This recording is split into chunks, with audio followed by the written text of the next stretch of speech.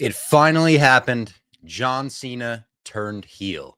I still can't believe it. I've given myself the night to sleep on this and kind of make a quick video about it before me and Jared hop in the basement and do a full from the top rope. But I think this is just going to be kind of a stream of consciousness, maybe a mini therapy session. I don't know. As a longtime member of the C Nation who was ride or die with John Cena from the time I was a wee lad, this is something I never saw coming. I mean, maybe like we're talking 2011, I'm like, maybe he could turn heel when he's talking about making that movie where he's like, I had the singlet ready, I had the theme song ready, which, by the way, I think that song, people still assume he had a song ready for a heel turn. That's the wrong song. That Cena said recently he still has that song like locked in a vault. Is he bringing that song back? Are we getting a Travis Scott song as John Cena's heel theme? Because why was Travis Scott there? He was smacking the shit out of Cody Rhodes, dude. Did you see that video from the other angle? Again, this is just going to be stream of consciousness. I don't know where I'm going here. I got no notes. I got no segments. This is just going to be a short video talking about one of the greatest heel turns of all time. I feel comfortable saying that. One of the greatest heel turns of all time. I saw Trevor Dame tweet, a great follow for any wrestling fans out there, and he said the kind of heel turn they did last night, you can truly only do once in a generation. You need someone that has been a face their entire career. Or I guess you could do the flip side, a heel their entire career, not as likely. But they did it with Hogan, obviously Bash at the Beach, the most famous heel turn of all time, I would say. They did it with Stone Cold to a lesser degree because he was a heel to start his career, whatever, at WrestleMania 17. Still absolutely shocking because he aligns himself with Vince McMahon. After that, is this the most shocking heel turn? Is this like 1, 2, 3, Hogan, Austin, Cena? I don't know. You could say like back in the day, the Rockers, Shawn Michaels barbershop window. That was early on. Shawn Michaels wasn't established as the fucking face of the Make-A-Wish Foundation. That's another thing. He met so many Make-A-Wish kids last night. Did John Cena give any of them the heads up? Like, hey, if I snap tonight, it ain't your fault. Like, imagine them watching the show. I was watching the show thinking at home, is this my fault for not buying Cena merch? What's going on here? But I loved it. I did. And even though, let's get into The Rock, okay? I have not enjoyed The Rock recently. Since the Netflix show where they debuted on Netflix and he came out as TKO board member Dwayne Johnson, hit all his catchphrases and said, Q4 revenue's looking great. And he was just doing that. Hated it. His flip-flop between corporate TKO Rock and Final Boss Rock, despise it. We all know wrestling's fake, Rock. We all know it. You don't have to come out after every Final Boss segment and be like, isn't that a great character that I'm playing? Make sure you go see Red One in theaters. Red One's going to do fine in international theaters. We understand you're playing a character on WWE. Just play that character. Like, look at last night. They do the post-fight presser or post-match presser, whatever you want to call it.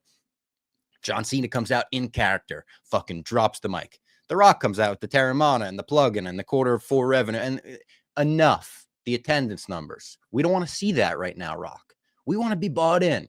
We want to be bought into this amazing storyline you set up. But again, going back to The Rock and how I haven't enjoyed that stuff, he announces himself as the main event of the Elimination Chamber. Or I guess he doesn't announce himself, but he kind of does. Like, they announce him as the main event of Elimination Chamber.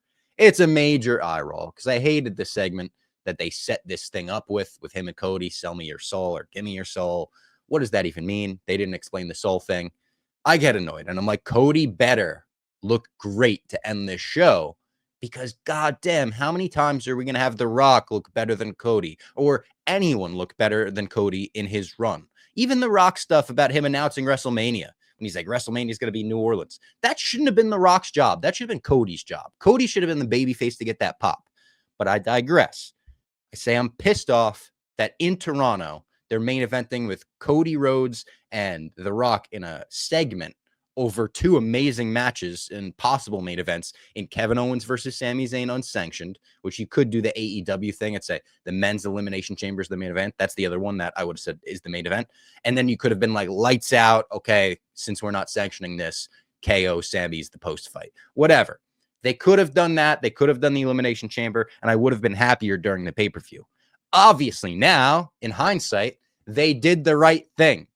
But still, it's The Rock. He's annoying me. The Rock is on thin ice, even though he's part of this amazing, amazing angle where I'm like, holy fuck, we have heel Rock, heel Cena aligned. The possibilities are truly endless. He's still on thin ice for me. Just be the final boss, dude. And I don't care if you go on fucking Fallon the next week and you're not the final boss, but just give us 10 minutes after the TKO logo goes off the screen to like not remember that you're trying to sell us fucking gimmicks here. You know what I'm saying? But again, about the possibility of Cena turning heel, about us never believing this could happen because he's Mr. Make-A-Wish, he's Mr. Charity, he's selling the most kids merch in the world. For him to come back for his retirement tour and angle it like a greatest hits tour for the first 3 months of the year, whatever it's been, it's a masterclass like I've never seen before. And I need to know when this heel turn came into the picture. Did he know I'm going into my final run? I've always wanted to turn heel. Let's fucking do it. Let's do it right. Let's pull the final boss in and we'll make it a little convoluted, this whole thing, whatever. Or did he see how much fun the final boss Rock was having and say, maybe I want to give that a try? Or did they say, let's do Cena and Cody at WrestleMania, and Cena will be the babyface old guy who's lost a bunch, but he's going for 17. And then they said, what if it's a better angle if we don't do babyface versus babyface?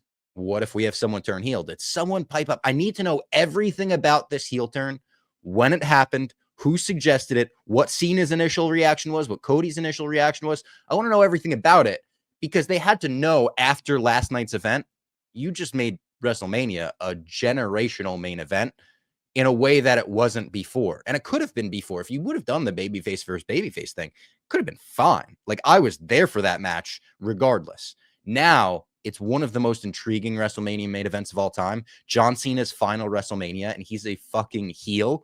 This is like if Luke Skywalker took Darth Vader's hand in The Empire Strikes Back, was just okay with it. This is a Return of the Jedi, and it's fucking Han is still there, and he's like, dude, what the fuck? And Travis Scott was in the ring for the whole thing. I keep mentioning that. He was in the ring for the whole thing. He smacked the shit out of Cody. Did you see the other angle of that? There's another angle of it on Twitter.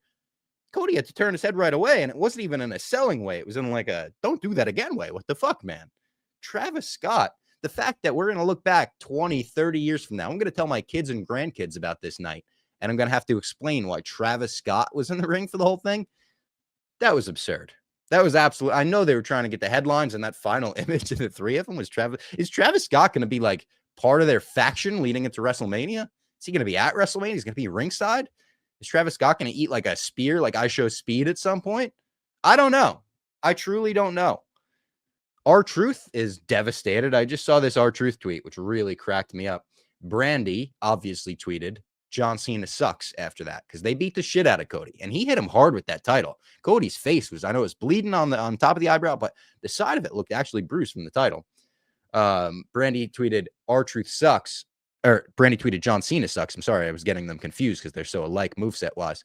And R-Truth said, we can't jump to conclusions. R-Truth also said something like, I'm about to crash out this morning, which I thought was funny. R-Truth is the best. And I kind of would love, like, kind of, as someone said, a subplot where the Green Goblin mask is talking to him. I would love something like that where R-Truth doesn't know if he wants to go heel now too because his childhood hero did. But yeah, listen, this is amazing. This is something we never thought would happen, especially on John Cena's retirement tour, and they did it in the best way possible. I haven't felt like this. I mean, shock-wise, I haven't felt like this since the streak ended, I would say. And I would still put the streak ending above this in terms of how surprised I was. Because when the streak ended, I thought something went wrong. Like, that was my first reaction, was like, did he forget to kick out? Why aren't they playing the music? Like, all of that kind of stuff. This, I was less shocked, but when they showed his face, that first cut of John Cena was hugging Cody like that, I was, I gasped so loud I woke the neighbors up. In terms of segments that I thought were cinema, Martin Scorsese named cinema, I would say this was the best thing they've done since Sammy turned on Roman at the Royal Rumble. He turned on the bloodline and they tied up Sammy and KO in the ropes and shit. And speaking of Sammy and KO, I kind of feel bad for them because they put on a war, an absolute war, and it's being overshadowed by this. And obviously it's going to be overshadowed by this. It's a fucking John Cena heel turn. But after the ladder match with Cody, after the unsanctioned war with Sami Zayn, I know I'm biased because I love KO. I got the Funko Pop right there. I think he's the MVP of the year so far. And that may change. We're only 2 pay-per-views into the year. But as of Royal Rumble and Elimination Chamber, I don't think anyone has put their body on the line, done better promos, and given us better matches than Kevin Owens. I would like to hear other people's reactions to that take, because I think that should be like a pretty popular take. This guy's a lunatic. And you know the match with Orton at WrestleMania is going to be great as well. I would love for him to win that match, because he took the pinfall last year in the match against Orton and Logan Paul. Logan Paul beat him.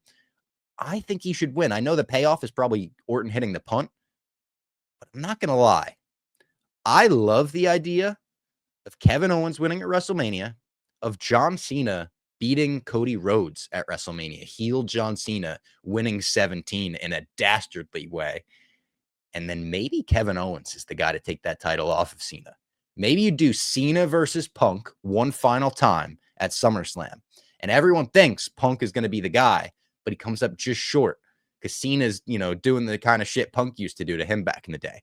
You taking every cheat cut, shortcut, cheat, whatever. I would love if KO was the people's champ, was the guy, the underdog that could go and take that title off of Cena. They have the built-in rivalry. They have, back in the day, his debut, obviously beating Cena and whatnot. I think that would be badass. And I think the fans would love it too. KO deserves another title run. Does he not? Another Cena and Punk thing, going back to last night. Great to see they still got chemistry right off the bat. When they were in the chamber and they start hitting those reversal sequences, like based on how well they know each other, that was pretty sweet. I really appreciated all of that. I also appreciated the heel turn tease, I guess. And I didn't realize it was a tease in the moment. But when Seth Rollins curb stomps CM Punk, and John Cena is okay taking advantage of that, and he puts on the shitty choke. He doesn't know how to put on a choke. It's funny. But he says to Punk, "I'm sorry." And that was funny. And I was like, oh, that's fucking good shit. That's how desperate he is for that title. He wants that WrestleMania main event. But in reality, I don't think it was desperation as much as it was opportunist. Like Cena coming out of nowhere and being like, I don't fucking give a fuck if you're knocked out, dude. I'll put you in SDF and we'll call this match right now, because he already sold his soul to The Rock. This is just, it's something we never thought we would see. It's Magneto working with the X-Men. Every unlikely scenario you could think of in wrestling, I feel like this might have been the most unlikely of them all. They turned John Cena heel. They corrupted him. And where does this culminate as well? Does heel John Cena take us through? I think he should take us through the fucking summer at least. This thing's going to be hot.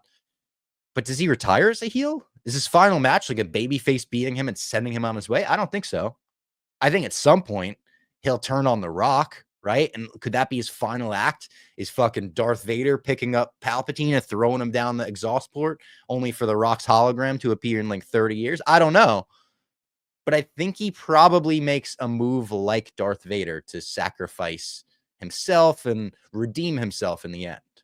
I don't know. There's so many possibilities. That's what I love about this. The unpredictability that WrestleMania season has held so far, even in general, has been great. Shout out Triple H.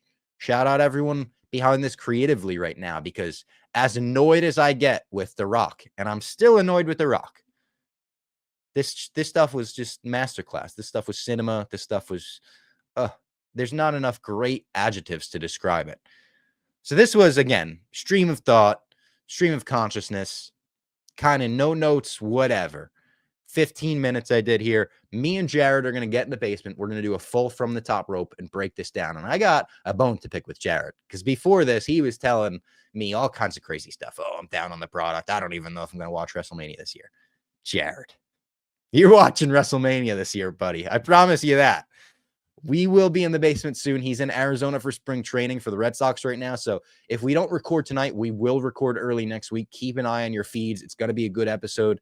Hell, Raw this Monday is going to be great. Like, I'm almost contemplating, should we wait to record until after Monday Night Raw? Because we're going to have way more to talk about. Me and Nate are going to Monday Night Raw on March 10th, MSG. I'm hoping to see heel Cena. I'm hoping to see maybe the return of Roman Reigns if they don't do it tomorrow on Raw. We'll see. I'm excited for WrestleMania season. Honestly, this is making me excited for WWE 2K25. I want to just play the new video game now. I want to update a heel Cena moveset or new taunts or give him a fucking middle finger. That was another thing. Even that got overshadowed, we're going without talking about. They dropped an uncensored F-bomb on the pay-per-view last night, and it rocked. Cody Rhodes had to go fuck yourself, Rock, and the place went wild. The crowd last night, not great. I'll say that. I thought Toronto was going to show up way better than they did. I don't know if it was the big stadium style feel over the arena feel. Crowd is weird last night, but they did show up for that go fuck yourself. All right. That was it. Make sure to like this video. Make sure to subscribe, all that fancy stuff. Thoughts and prayers to R-Truth and anyone else in the C Nation, heartbroken and confused by these actions. But we'll see you with From the Top Rope very, very soon.